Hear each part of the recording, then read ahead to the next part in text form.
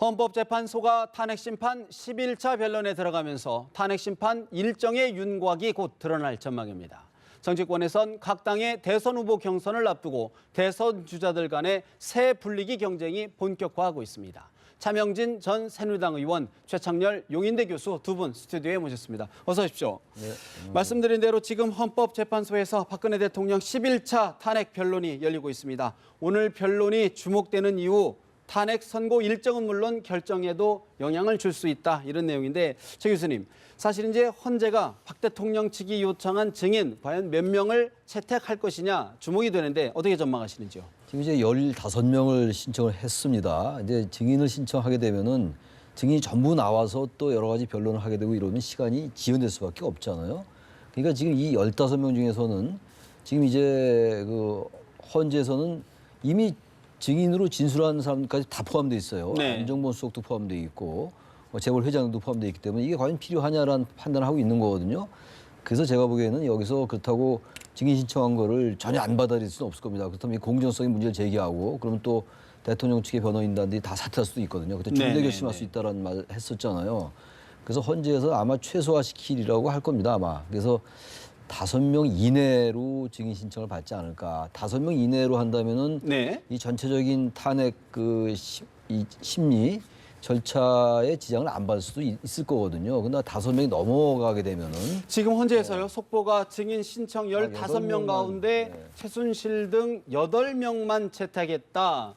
지금 아까 6명, 5명 정도면 지장이 없다고 그랬는데 8명이다. 어떻게 보십니까, 지금? 사실 일정 부분 좀 영향을 좀 받을 것 같네요. 네네. 8명 정도면은. 그래서 네. 아무튼 헌재는 지장을 받지 않는 범위 내에서 하려 할 텐데 네. 8명이면 적은 숫자는 아니네요. 그렇죠. 15명에서 반 이상이니까. 그렇게 된다면은 탄핵 일정 부분 영향받을 수가 있겠죠. 아무튼 전체적으로 볼 때 이 변호인단들은 그렇고 대통령도 그렇고 어쨌든 탄핵 심리의 절차를 지연시키려 하는 의도만 좀 분명히 보이긴 합니다. 예. 그렇다고 그러면 지금 8명이면 사실의 증인 채택 중에 절반가량을 이제 헌재가 받아들인 건데, 차 의원님 보실 때는 과연 탄핵 심판 일정 또 결정 내용에도 어떤 영향이 있을까요? 어떻게 전망하시는지요? 이제 증인 숫자가 중요한 이유는 아마 이제 13일 이후로 가느냐 아니냐 이것 때문에 중요한 거예요. 그렇죠? 예. 13일 이후로 가면은 이제 또 숫자가 한 명이 줄기 때문에 재판관의 숫자가 재판 심판 결과에 영향을 미칠까 봐 이제 그런 것 같은데, 저는 이렇게 생각해요. 약간 조금 그 어떤 가치 차원에서 보는 입장이 다른 게 아니라 실제 이렇게 사실 차원에서 좀 제가 이렇게 세간에서 나오고 있는 얘기하고 좀 다른 견해를 갖고 있는 거는, 제가 그 몇 차의 탄핵 심판 그 변론 과정을 다 봤어요. 예. 다 봤더니 아주 중요한 증인은 뭐 하루 뭐 한 7, 8시간 합니다. 그러지 않고는 대부분 한 하루 3시간 정도 하거든요. 그러면 3월 13일까지 앞으로 현재의 스케줄대로 하면 변론 기일이 한 8번 정도 남아 있어요. 예. 그럼 8번 정도 남아 있으면은 제가 볼 때는 아마 남은 증인들을 현재 이제 이번 주로 다 현재 예정되어 있는 사람들이 끝나면 나머지 한 3주 정도 남게 되는데 예. 충분히 다 소화를 소화할 수 합니다. 있다. 3월 13일 이전에. 예. 변수가 딱 하나 있습니다. 지금 현재 거론되어 있는 증인이 뭐 15명에서 5명으로 8명으로 줄이는 것이 날짜를 좌우하는 것은 아니고, 따라서 딱 하나 변수가 남아 있어요. 어떤 겁니까? 박근혜 대통령이 현재에 나오느냐 안 나오느냐. 박근혜 대통령이 나오면 제가 볼 때는 이 자체가 상당히 보통 한 일주일 이상의 시간을 잡아먹을 겁니다. 서로 일정도 조율하고. 그렇죠. 예. 예. 그러면 3월 13일보다 넘기겠죠. 그렇지 않다면 제가 볼 땐 3월 13일 이전에 예. 총체적으로 이 변론은 다 끝나고 그때부터 이 문서를 작성해도 예. 이정미 재판관은 사실상 그 정족수에 들어가게 됩니다. 그렇다면 차 의원님 보시기에 박근혜 대통령이 헌재에 출석할 가능성이 높다고 보시는지요? 아니면 어떻게 전망하시는지요? 그건 잘 모르겠어요.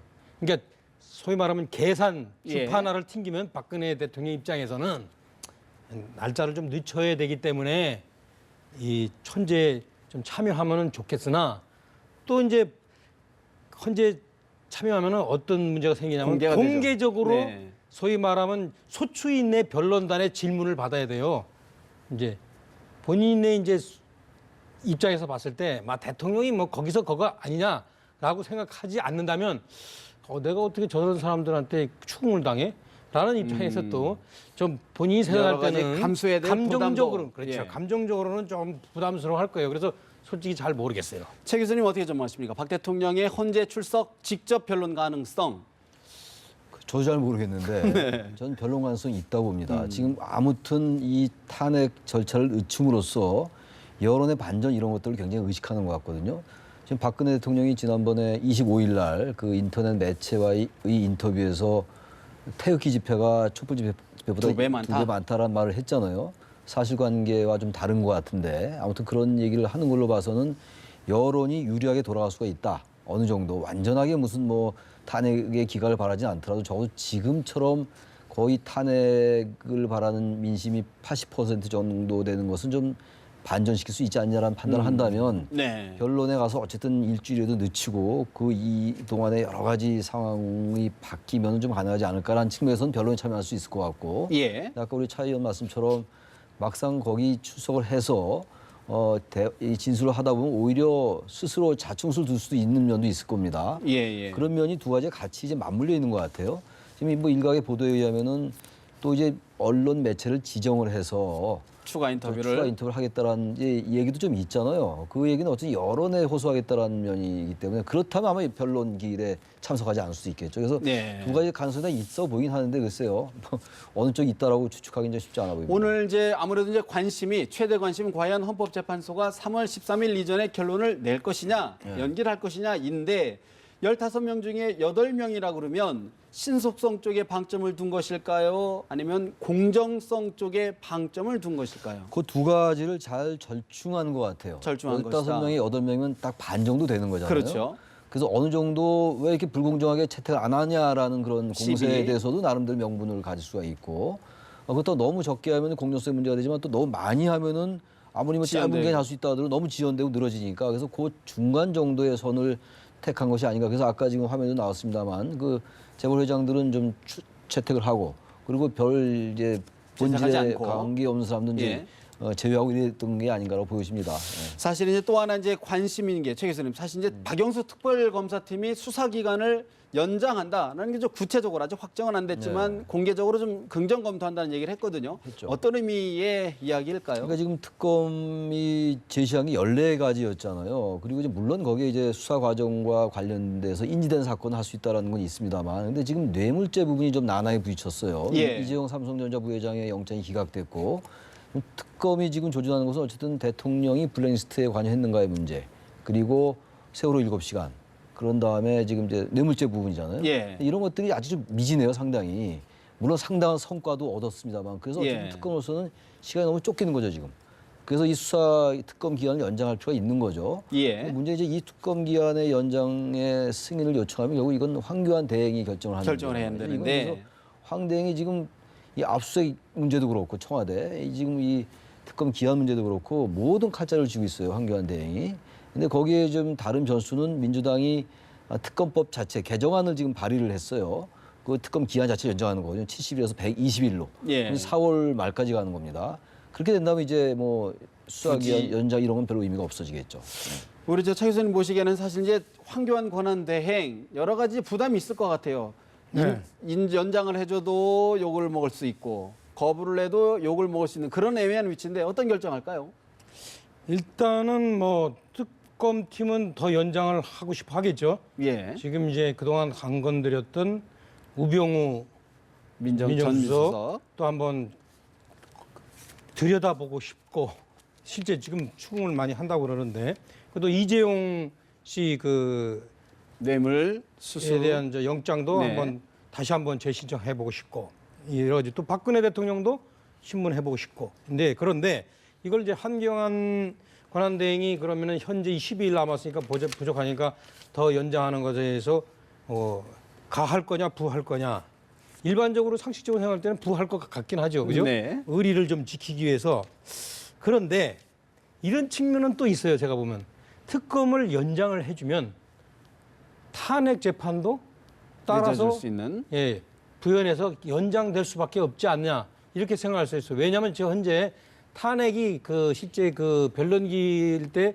사람들을 불러다가 신문을 하지만 예. 상당히 서증이라고 해가지고 검찰이나 특검에서 수사한 결과 이런 것들을 참조하잖아요. 그렇기 때문에 특검이 더 연장해서 더 어떤 추궁해 들어갈 경우에 탄핵이 중간에서 끝내기가 좀 뭐하죠. 그렇죠? 예. 그래서 탄핵을 연장시키고자 한다면 좀 오히려 의리를 지킨다는 측면에서 이걸 연장을 시켜주는 특검도 연장시켜주는 게 낫지 않을까라는 그런 계산도 하지 않을까라고. 그러니까 수사가 연장이 되면 수사도 안 끝났는데 무슨 탄핵 심판이냐 결론을 그렇죠. 내느냐 이런 논리인데 어떻게 보십니까? 근데 특검이나 뭐 헌재 다 연계되어 있는 것만 분명한데요. 뭐 항상 나왔던 얘기입니다만 이 사실 헌재는 지금 대통령의 자격 유무, 대통령의 파면 여부를 결정하는 거란 말이에요.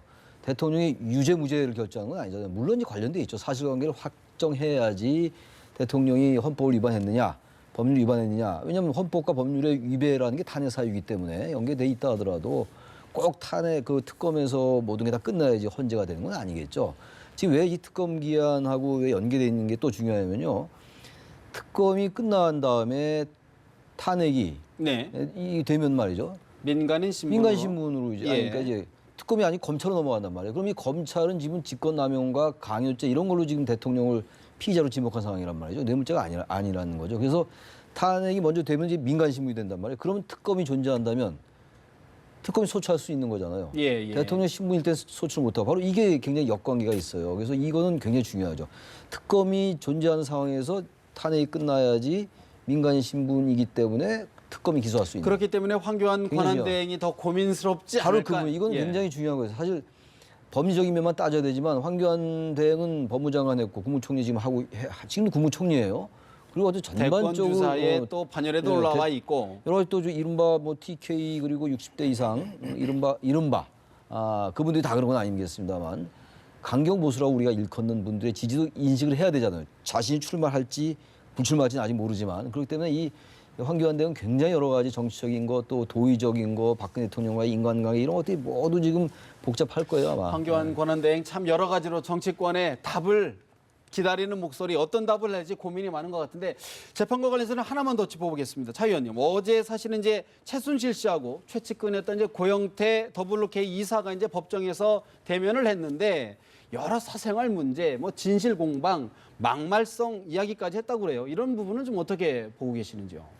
그러니까 이제 이 재판에 임하는 최순실 씨와 고영태 씨는 초반에 재판할 때와 달리 상당히 나름대로 목적을 갖고 임했어요.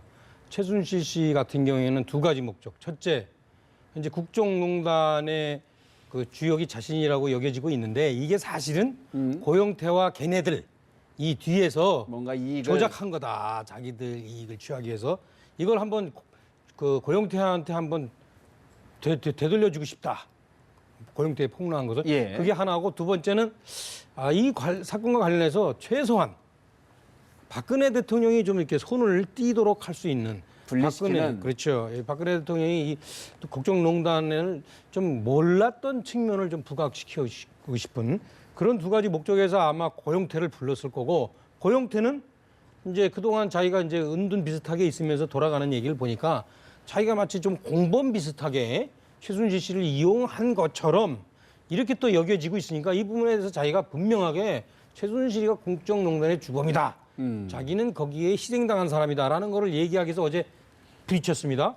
부딪혔는데 제가 가만히 보니까 언론 보도가 그렇게 좀 이렇게 충실하진 않은 것 같아요. 왜냐하면 이제 재판 자체가 예. 비공개로 되어 있기 때문에 그래서 상당히 이제 조금 그 동안에 나왔던 이야기들만 그렇게 이제 뭐 이 언론 보도에 이렇게 나와지는데 실제 내부에서 공방이 벌어진 것은 상당히 여러 가지 얘기가 나왔고 그 결과를 재판관이 어떻게 받아들였을까는 거는 예. 좀 그런 두 다르다. 입장이 부딪혔을 때 결국은 어느 쪽으로 규결이 날 것으로 차 의원님 전망하시는지요?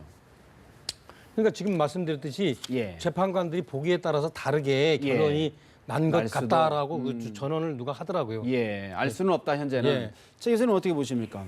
그러니까 지금 고영태 씨는 검찰이 부른 거잖아요. 그렇죠. 검찰 측 증인이죠. 검찰 측 증인이에요 지금. 이게 최순실 변호인이 부른 게 아니에요. 그러니까 이제 고영태로서는 안 나오기 어려웠을 거예요. 헌재 출석은 지금 안 하리라고 지금 봅니다. 지금 안 한다고 출석 나와 요구서를 있어요. 수령을 안 했다는 하겠다는 거죠. 거잖아요. 근데 검찰은 안 나올 수가 없었을 거예요. 법정에는. 지금 여러 어쨌든 이 최순실의 국정농단의 고영태도 상당 부분 책임이 있어요. 같이 일을 했었으니까 나중에 사이가 틀어져 가지고 이렇게 이 상황까지 왔다는 건데 그 상황 속에서 나왔는데 전 최순실 씨가 어제 상당한 좀 글쎄 굳이 유불리를 따지면 여러 가지 계산된 행동을 했을 거라고 보고 발언도 예. 굉장히 의도된 발언이라 보이는데 어제 아까 잠깐 자막에 나오던데 이 최순실이가 고영태에 대해서 마약 전과가 있다. 신용불량자라서 뭐 전세가 월세도 못 갚았다 이런 얘기 막 했잖아요. 이게 그걸 재판에 안 미칠 것 같으면 영향을 저는 뭐 재판을 해보진 않았습니다만 네. 고영태라는 사람의 어떤 신뢰에 금이 갈 수 있잖아요. 그러니까 의도적으로 고영태 씨의 어떤 신뢰를 굉장히 흠결을 주려 한 것 같아요. 예. 그럼 지금 여러 가지 고영태 씨가 진술한 것들이 최순실에 대해서 검찰이 그대로 받아들이고 법원에서 받아들일 수 있는 부분들도 법원이 다시 한번 들여다볼 수 있다는 거예요. 그래서 저는 최순실 씨가 굉장히 그 격앙되게 행동하고 거치게 행동했기 때문에 이게 일반적으로 우리 이제 사는 상식으로는 마이너스 거다. 라고 얘기할 수 있지만 법리적으로 볼 때는 지금 고영태 씨의 진술이 저게 잘못된 것일 수 있다라는 생각을 법원이 할 수 있겠다. 그래서 어제는 지금 어제 불륜 같은 경우도요. 고영태 씨가 적극 부인했었어야 돼요. 근데 인정하는 듯한 이런 얘기를 했단 말이에요. 뭐 역정을 내고 이랬다는 거 아닙니까?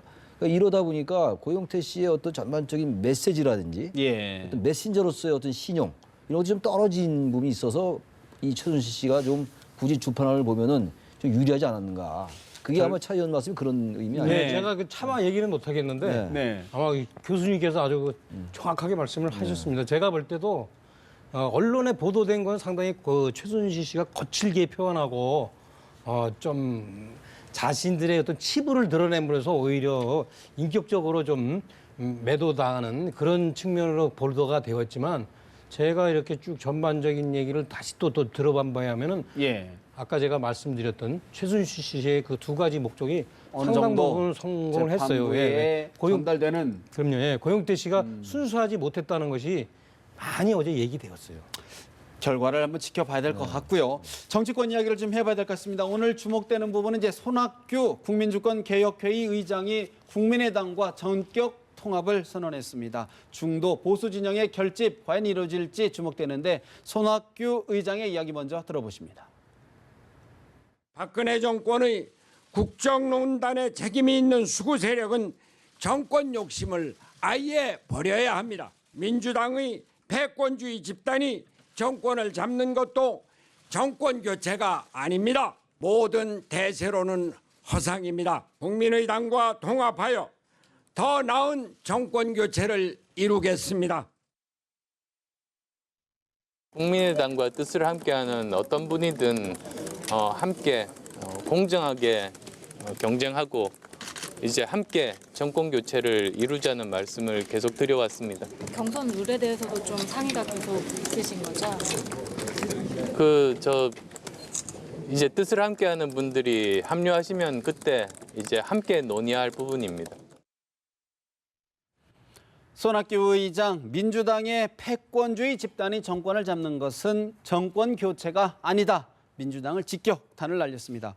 자, 우리 지금 이야기를 들어보면 손 의장 비패권주의 세력을 모아서 개혁 세권의 개혁 정권 교체를 이루자 이런 취지인데 차 의원님 어떤 의미 어떻게 보고 계시는지? 아쉬운 거는 너무 늦었습니다. 우리가 경험으로 보면은 대선의 선거일이 가까워질수록 후보의 면면이 어떤 그 유권자의 마음을 움직이는 중요한 요소가 되기보다는 세력 간의 갈등, 어떤 세력과 어떤 세력이 붙냐, 소위 구도라고 하죠. 이것이 보다 좀 더 중요해지는데 예. 지금 이제 2개월이 남겨졌다고 이렇게 생각하면서 유권자들이 기본적으로 마음에 갖고 결정을 있는 했다. 생각은 정권 교체냐 아니냐 이렇게 되고 있습니다. 따라서 중요한 건 뭐냐면 우리가 그동안에 잠시 있었던 이 중간지대라는 것이 점점 좁아진 거예요. 특히 최종적으로 반기문 씨가 드랍을 하면서 중간지대가 확 줄었습니다. 중도적인 사람들이 오히려 안희정 씨한테 가고 있잖아요. 예. 야당이. 그러니까 그런 마당에 현재 중간지대에서 뭐 스몰 텐트니 빅 텐트니 만들겠다? 이 분들이 다 훌륭한 것과 상관없이 유권자들이 관심을 안 갖게 돼요. 그래서 제가 볼 때 한 6개월 전에 좀 하시지. 네. 하실 거면. 이런 생각이 듭니다. 6개월 전에서 이런 상황을 예측을 했을 수 있었을까요? 예측이 되죠. 예측이 그래서 충분히 그 언론에 나오는 많은 그 패널들이 손학규 지사 좀 빨리 좀 나오셔라. 나와라. 국민의당 빨리 문을 좀 열어라. 그런 얘기를 했었죠. 그래서 그것이 안 되니까 반기문 씨가 뜨고. 소위 말하면 신기루를 타고 뜬 거 아닙니까? 착륙하자마자 이제 저렇게 됐는데. 낭만을 했고 그런 측면에서 최 기자님 볼 때 사실은 이제 정운찬 전 총리, 정의학 전 국회의장도 합류할 것이다 이런 가능성이 좀 점쳐지고 있는데 그렇다고 그러면 안철수 전 대표, 손학규 의장 지지율, 대선 주자로서의 지지율을 좀 반등할 수 있는 기회가 될까요? 어떻게 보시는지요? 그래서 정치는 역시 여러 가지 변수가 있다 하더라도 역시 지지율인 것 같아요. 지지율이 받쳐주지 않으면은 아무리 인물이 훌륭하고 사람들이 저분은 정말 대통령 감이다라고 인식을 해도 현실 정치 공간에서는 잘 파괴력이 떨어지거든요. 파괴력이 별로 없단 말이죠. 근데 지금 이제 손학규 전 대표의 경우는 지지율이 썩 그렇게 네. 높지가 않잖아요. 낮은 편이잖아요. 미미하죠, 현재까지는. 그리고 안철수 전 대표도 지금까지는 지지율형 상승 반등 기미를 보이지 않고 있어요. 정운찬 전 총리 말할 것도 없고 그러다 보니까 우리 차 의원 말씀처럼 다 훌륭한 분들이죠. 안철수, 손학규, 문재인 전 대표 다 훌륭하죠. 지금 대선 주자들 다 훌륭한 분들이긴 한데 결국 여기 이제 제3지대에서 이 분들의 연대가 얼마나 시너지를 낼 거냐의 문제인데 단순히 산술적으로 그분들의 지지율을 합친 것이 미미한 것 그런 차원보다는 어쨌든 문재인 대 비문재인 구도에서 이 연합 세력이 갖는 한계 같은 것도 있지 않을까. 물론 이 제3지대가 여러 가지 이제 변수가 만약에 생긴다면은 그 변수에 따라서 어떤 폭발력을 지닐 수도 있겠죠. 아직 선거라는 게 워낙 복잡하고 우리가 흔히 하는 말로 정치는 생물이다라고 얘기하고 있으니까 알 수가 없죠. 반기문 전 총장님이 그렇게 갑자기 사퇴할지 누가 알았겠어요?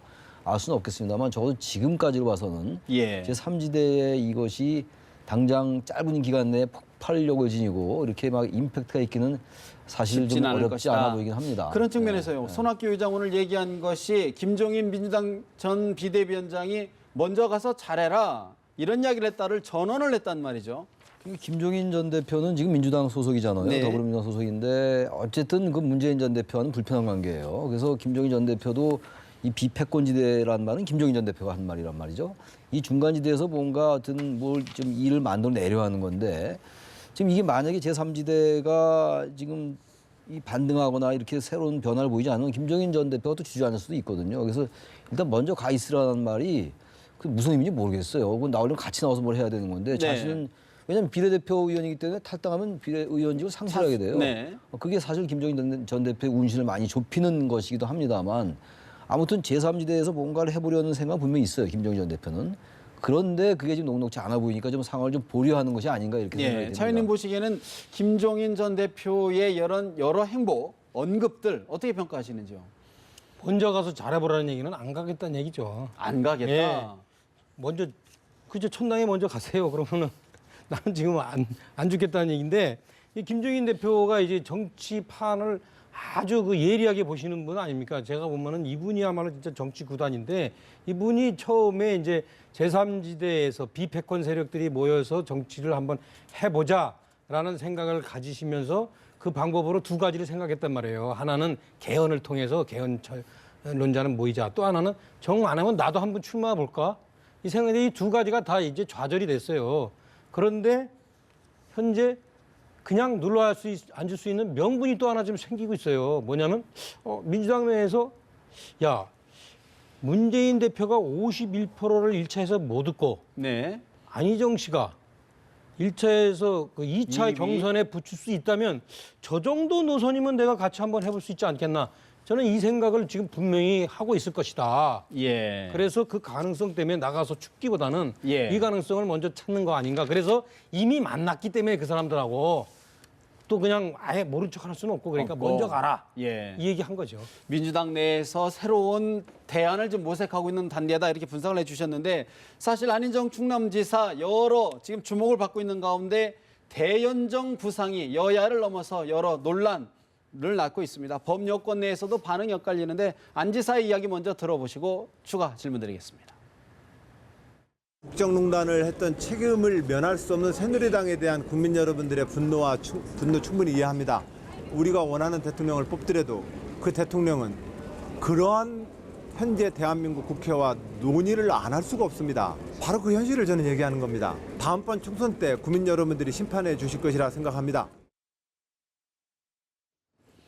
안희정 충남지사, 의회의 안정적인 다수파와 협치를 통해 대한민국을 만들 수 있다. 이런 취지야겠는데 최 교수님, 새누리당의 사과를 전제로 해야 한다고 했다가 이번에는 연정 논의 권한을 당에서 해야 된다. 이런 쪽으로 조금씩 말을 좀 약간씩 바꾸는 것 같아요. 글쎄, 대연정에 대해서 새누리당도 썩 그렇게 맞듣지 않아 해요. 지금 개헌을 하지 않고 어떻게 대연정을 하느냐라는 입장을 보였어요. 새누리당도. 새누리당은 굉장히 환영할 줄 알았는데 처음에는 환영하는 것 같다가 입장이 좀 바뀌는 것 같고 지금 당내에서 워낙 반발이 거세잖아요. 대연정이라니 무슨 소리냐. 적폐의 대상이 그 적폐를 척결해야 될 대상이 바로 새누리당인데 그 정당은 어떻게 대연정을 하냐고 이제 이재명 성남시장도 굉장히 공세적이고 사과까지 해라. 네, 사과하고 철회해라. 예. 척도광장 가서 사과하라 이런 말씀까지 했다. 얘기까지 했는데 저는 이런 말씀 이거 다 정치공학적인 얘기잖아요. 다들 뭐 제3지대도 그렇고 대연정도 그렇고 그러니까 이번 선거 구도처럼 이렇게 연정 협치 이런 얘기 연대 이런 얘기가 많이 나온 적이 별로 없었던 것 같아요. 그러니까 시대적 분위기라는 것도 시대 정신도 분명히 협치를 요구하고 있습니다. 이른바 거버넌스라는 거, 수평적 이제 연대라는 거 굉장히 중요한 거거든요. 그리고 중앙 집권보다는 지방 분권이 중요한 것이고 맞는 얘기입니다. 맞는 얘기인데 이 대연정과 협치는 좀 다른 거라고 봅니다. 협치는 색깔이 다른 정당들이 정책이나 특별한 어떤 사안에 대해서 충분히 협의함으로써 서로의 어떤 다른 점을 인정하면서 절충하는 게 협치인 것이고 대연정은 구체적으로 장관 몇 자리 주는 거예요. 자리를 줘야죠. 그 대연정은 이거는 새누리당 말따나 헌법을 개정하지 않고 대단히 어려운 겁니다. 그리고 이건 그야말로 정치공학적인 거예요. 그래서 이거는 물론 안희정 지사가 굉장히 좋은 의미로 얘기했겠습니다만 지금 새누리당이 굉장히 애매한 태도를 취하고 있고 지금 최근에 여러 가지 태도는 다시 이른바 도로 침박당이라는 말도 나오고 있는 상황인데 지금 대연정을 이런 상황 속에서 대연정을 얘기하는 건 물론 미래지향적인 의미라고 해석은 합니다. 좀 긍정적으로 해석을 해주고 싶은데 현실 정치에서 볼 때 이거를 썩 그렇게 받을 수가 있느냐. 사실 뭐 안희정 지사 지금 여권층의 지지를 받는 것만큼은 틀림없는 것 같아요. 여론조사에 봤을 때. 차 의원님이 보실 때는 결국에 득실은 어떻게 전망하시는지요? 이제 이렇습니다. 제가 이렇게 쫙 보니까 일단은 이 대연정에 대해서 새누리당이나 바른정당에서 반발하는 건 당연하죠. 왜? 대연정은 그 현재 뭡니까 그 민주당의 안희정 지사가 대통령이 된 것을 전제로 하는 거기 때문에 시작도 안 했는데 벌써 대통령이 됐다고 생각하고 해? 이거 좀 오만한 거 아니야? 이래서 반발하는 건데 그럼에도 불구하고 중도층이 그쪽으로 가는 이유는 그래도 아마도 민주당이 당선될 확률이 크니까 소위 말하면 정치 기득권층, 소위 말하는 정당에서 정치하는 사람들하고 달린 유권자들은 당연히 그래 좀 안정감 있는 생각이다. 문재인 씨는 좀 불안한데 이렇게 해서 갈 수 있는 거고. 그런데 이제 이 안희정 지사 입장에서 제가 가만히 보니까 이게 좀 2등 전략, 유의미한 2등 전략의 의미가 커요. 2등 전략이다. 네, 왜냐? 당내 경선 말이십니까? 그렇죠. 당내 경선용에서 왜냐?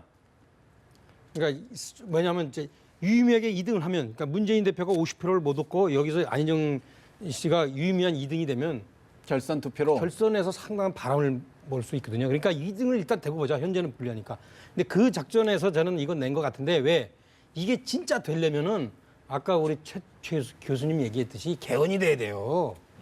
현재 헌법 하에서요. 대통령이 임의로 그래 연정하자 모여서 하자.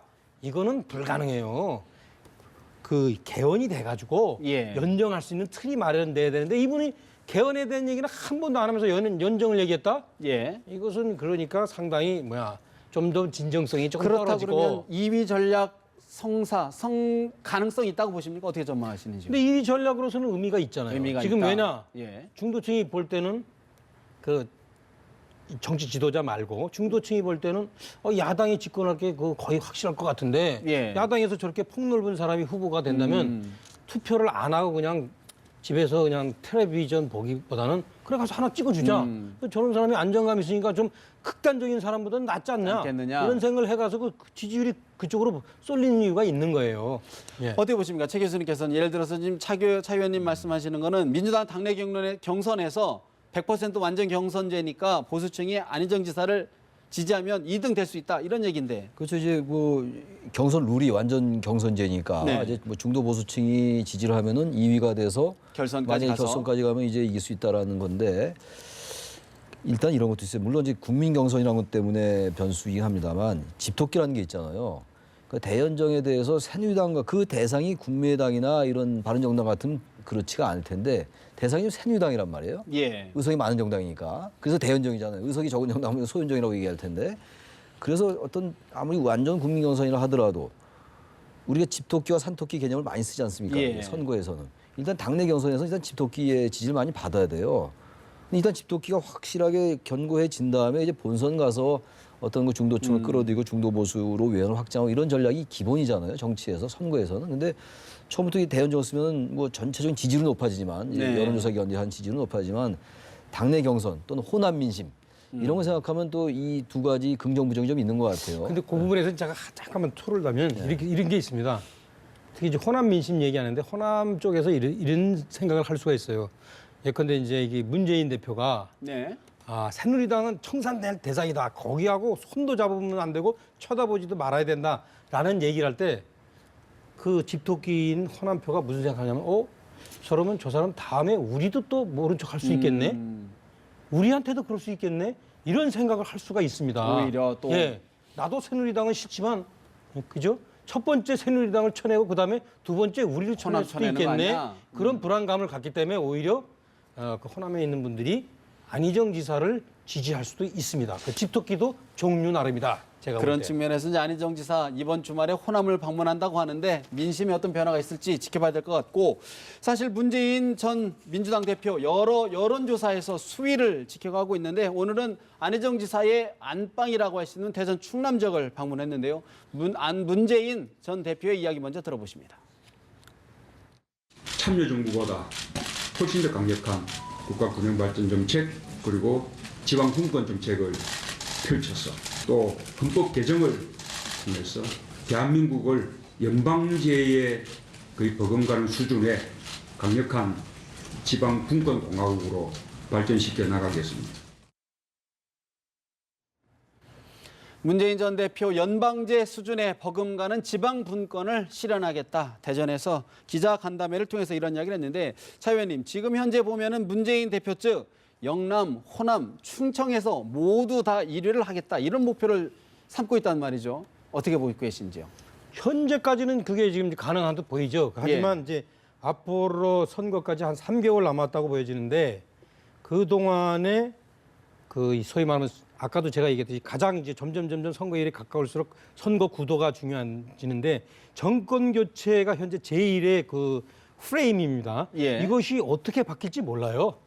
제가 볼 때는 어떻게 바뀔지 모릅니다. 그러니까 우리가 그 벌써 한 두어 달 전과 지금 생각해 보면 확 다르듯이 예. 두 달 전에는 야 이거 저 누구죠 저기 그 반기문. 이재명 시장이 어. 문재인을 치고 올라가겠네 그랬는데 딱 탄핵 이 되면서부터 지지율이 정지되었잖아요. 그래서 앞으로 박근혜 대통령이 탄핵되느냐 안 되느냐 등등을 포함한 변수들이 등장하면서 급격하게 구도가 바뀔 수도 있습니다. 그렇게 되면 문재인 대표가 갖고 있는 지지율이 막 모래알 빠져나가듯이 나갈 수도 있고 여러 가지 그 상황이 예측이 변수가 좀 되는데 물론 제가 볼 때는 그 경향성은 보여요. 경향성은 중간층이 더 확대되기는 어렵겠구나. 예. 라는 것이 있기 때문에 좀 그 변수의 상황이 이제 좀 크게 변하지는 않을 것 같지만 다만 네. 민주당 내부에서 경선이 어떻게 되느냐 이것도 봐야 될 그런 측면에서 대상이죠. 박지만 육사 동기 전인범 전 특전사령관을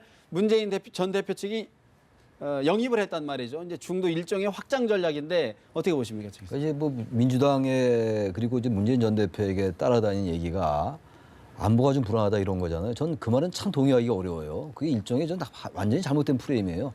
민주당이 집권하다 왜 안보가 불안합니까? 민주당 뭐 문재인 전 대표 공수부대 갔다 왔잖아요. 군대 갔다 왔다고 하면 안보 같은 상황 아니겠습니다만 저는 그런데 어쨌든 정치나 선거는 인식의 문제거든요.